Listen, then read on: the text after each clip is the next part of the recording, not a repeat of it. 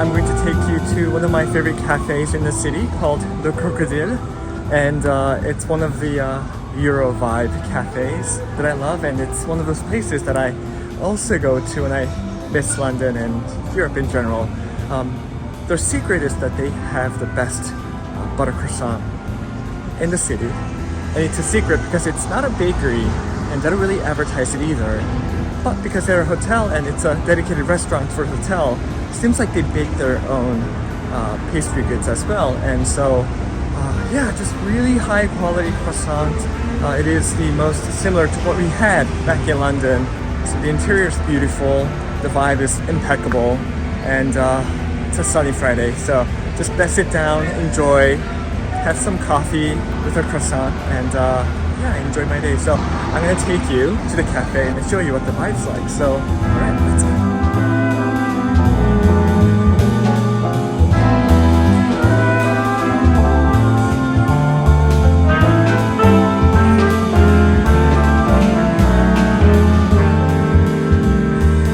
So here I am with my floodlights, the best butter croissant in the city,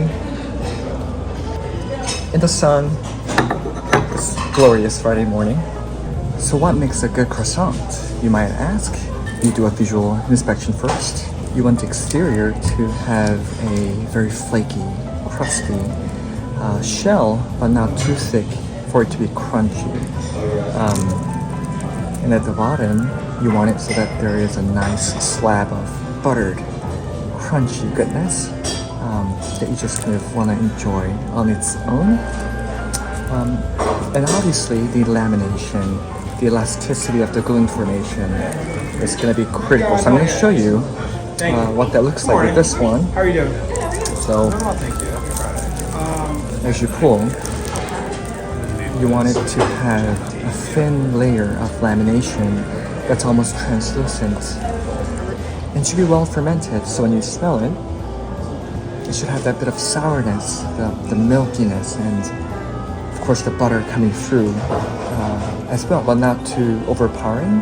It's not too salty, it's not too bland either. So yeah, just a perfectly done croissant that's really hard to come by. So yeah, hope you enjoy this discovery as much as I did.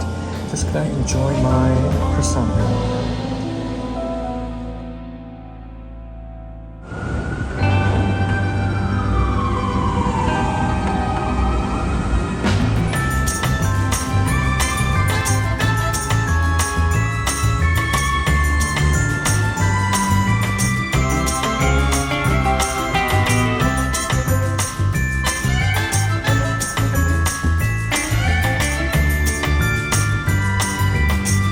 Good morning. I'm back in the village today to check out a couple of things. First of all, I learned that there is the famous French bakery from Brooklyn Heights, L'Appartement, is also in the village. So can I get a croissant there first? And also, just behind me here is the Jefferson Market Garden and the library. And it just looks glorious. So I couldn't but share with you a little secret oasis in New York City. So first of all, I'm gonna get myself a nice butter croissant, do a full review, enjoy it with you, and then just relax in the garden and go to the library and see what it looks like inside. So come with me as I go through my day here in West Village.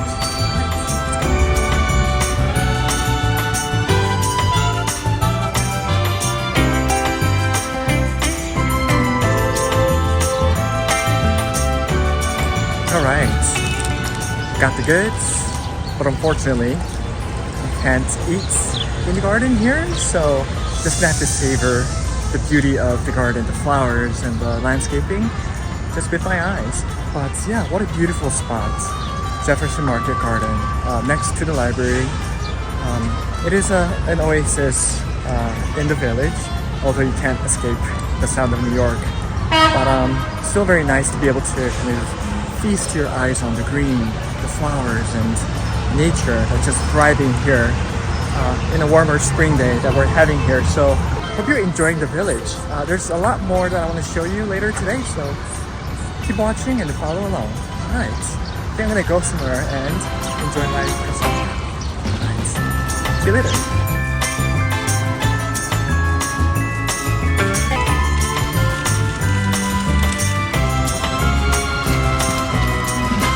Alright, I actually couldn't find a public bench, so here I am in the middle of the street doing a good old croissant review of l'appartement. I unfortunately crushed my croissant with my laptop, so it looks quite flat, but the smell is amazing. As I was carrying my bag around, just the butter was just escaping from the bag, and just very excited to dig in. So the visual inspection, the kind of light and flaky and crunchy shell that is not too thick and does have a very nice kind of hard slab of the butter at the bottom, which is also a good sign. So we're just gonna check for lamination and gluten formation to see how well it's formed. So I'm gonna do that now. Oh, it's looking really good.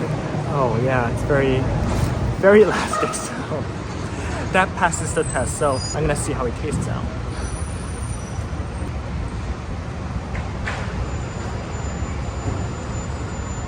Very nice. Super buttery, like your proper Parisian croissant.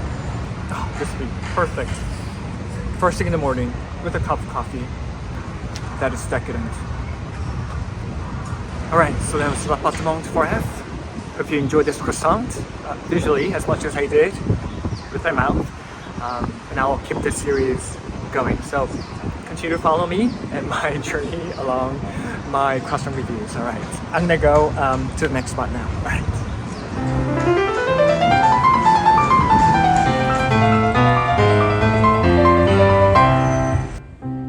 I'm at the Jefferson Market Library now. This beautiful Victorian Gothic Revival building with lots of beautiful stained glass and other Gothic details. So it truly feels like a hidden gem. If you know me well, I'm a huge Gothic head, so all this stuff really excites me. So I'm going to show you what the rest of the library looks like.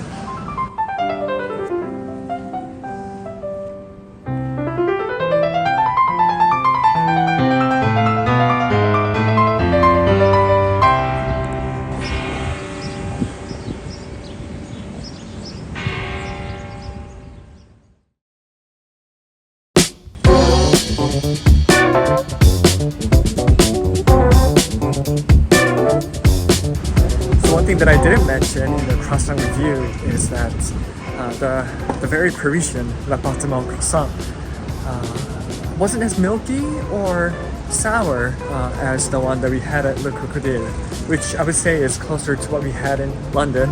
It's milkier, kind of more sourdough, fermented notes, versus the Parisian kind, which is kind of very butter forward and a lot more decadent. So I still prefer the very much London style, the milky, sour Le Crocodile. But if you're into a very buttery croissant, then l'appartement 4F croissant is definitely for you. So keep that in mind as you're shopping for croissant around the city. Alright, so enough of our croissants. I'm walking over now to grab some fish and chips. I know it's not really the fish and chips weather, but it's a British place that I've been meaning to try, so I'm gonna go to a chippy, grab me some fish and chips, go to the park and enjoy, and I'll share that with you how it looks. Alright, let's go.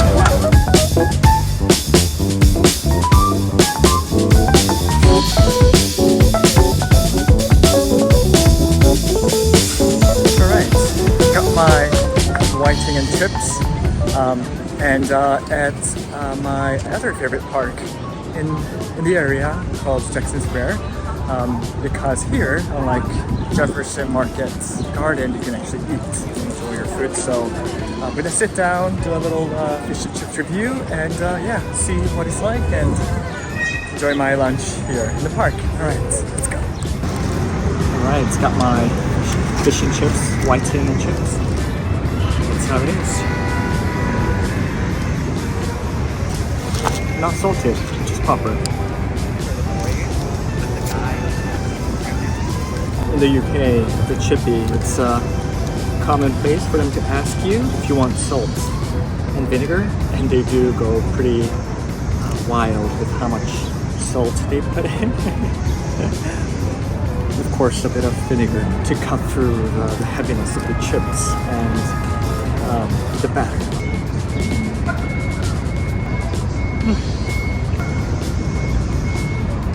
Kind of thick batter, not as crunchy.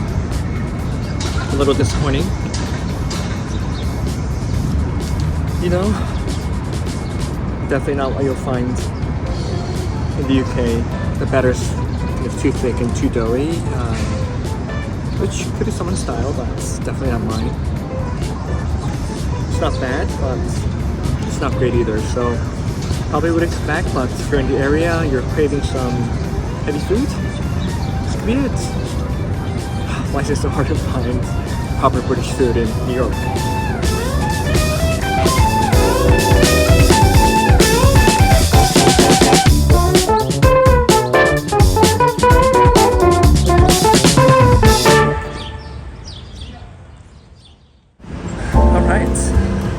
Good afternoon.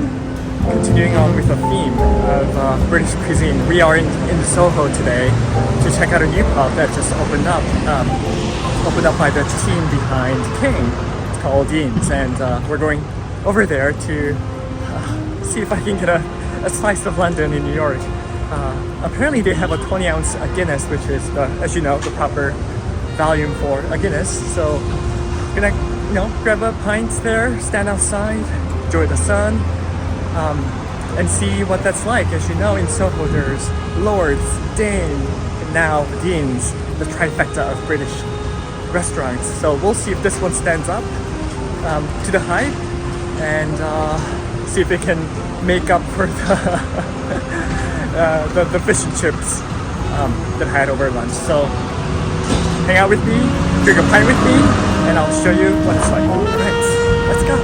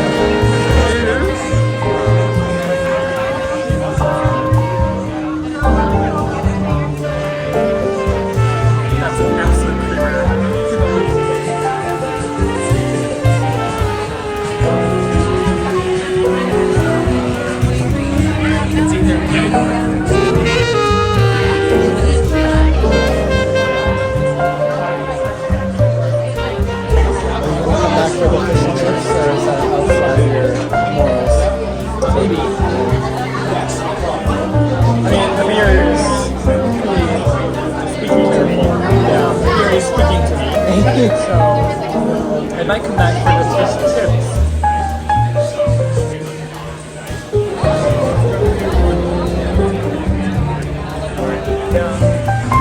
Alright, Dean's proper seal of approval, especially for carrying Old Speckled Hen on tap.